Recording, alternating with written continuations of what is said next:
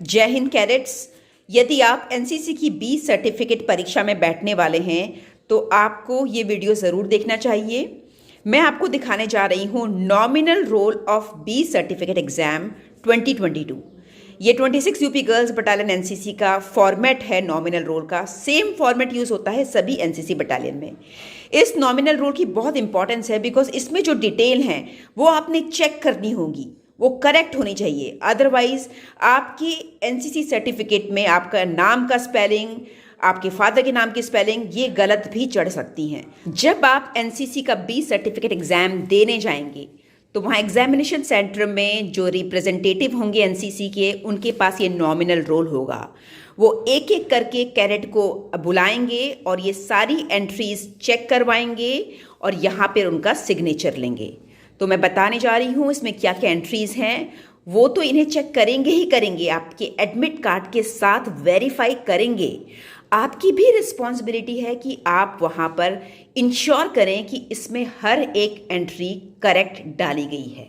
Nominal role में सबसे पहले आपका आता है रेजिमेंटल नंबर। आप देखिए वो करेक्ट है कि नहीं। रैंक भी सही होना चाहिए।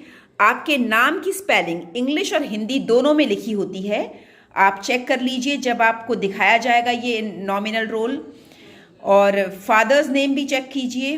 Date of birth, date of enrolment, date of discharge, मतलब एनसीसी आपने कब छोड़ी, तो ये तो ब्लैंक होगा क्योंकि एनसीसी आपने अभी तो चल रही है, छोड़ी नहीं होगी। डिटेल्स ऑफ कैंप, तो आपसे आपका कैंप सर्टिफिकेट मांगा जाएगा जब आप बी सर्टिफिकेट एग्जाम देने जाएंगे। तो उसमें चेक होगा कि आपने यही कैंप किया है और यही उसकी डेट्स हैं और ये उसकी लोकेशन है। इसके अलावा इसमें आपकी इंस्टीट्यूशनल परेड की अटेंडेंस, जो आपके कॉलेज में परेड होती हैं उसकी अटेंडेंस लिखी जाएगी फर्स्ट ईयर और सेकंड ईयर। तो ये 75% से अधिक होनी चाहिए, अदरवाइज आप एग्जाम में नहीं बैठ सकते। इसके बाद ये जो मार्क्स आपकी आए हैं वो भरे जाएंगे। वो तो एग्ज़ाम पूरा होने के बाद जब कापियाँ चेक होंगी उसके बाद ये भरे जाएंगे। तो जब आप एग्ज़ाम देने जाते हैं बी सर्टिफिकेट का तो उसमें ये वाला पार्ट खाली होगा, यहाँ पे फ़ोटो चिपकी होगी और ये वाला पार्ट भरा होगा। तो जब आप एग्ज़ाम सेंटर में पहुँचते हैं ये सारी एंट्रीज़ आपसे चेक करवाई जाएंगी और आपका सिग्नेचर यहाँ लिया जाएगा। ये भी चेक किया जाएगा कि आपका फ़ोटो सही है कि नहीं है। और आपके पास एक एडमिट कार्ड होगा जो आपकी यूनिट द्वारा इशू होगा, तो उस एडमिट कार्ड की एंट्रीज़ इसके साथ मैच की जाएंगी, वो सब मिलनी चाहिए। जब आप बी सर्टिफिकेट एग्ज़ाम के लिए जाएं अपना कैंप का सर्टिफिकेट ज़रूर लेके जाएं क्योंकि वो यहाँ पर मैच होगा। और साथ में आप अपनी क्लास 10th की पास सर्टिफिकेट ले जाएं क्योंकि उसी से आपकी डेट ऑफ बर्थ मैच होगी, करेक्ट होनी चाहिए।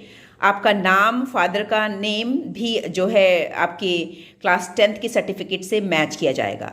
तो ये सब वो लोग तो मैच करेंगे ही करेंगे, एग्जामिनेशन सेंटर में जो बैठे होंगे आपने भी वहाँ पर खड़े होकर मैच करना है। क्योंकि यदि इसमें से कोई भी एंट्री गलत हो तो आपके एनसीसी सर्टिफिकेट में एंट्रीज गलत होंगी बाद में और फिर वो आपके लिए यूजलेस हो जाएगा। बिकॉज आप किसी भी चीज़ के लिए अप्लाई करेंगे आपको एनसीसी का सर्टिफिकेट लगाना होगा, तो वहाँ पे नाम, फादर का नाम सही होना बहुत ज़रूरी है।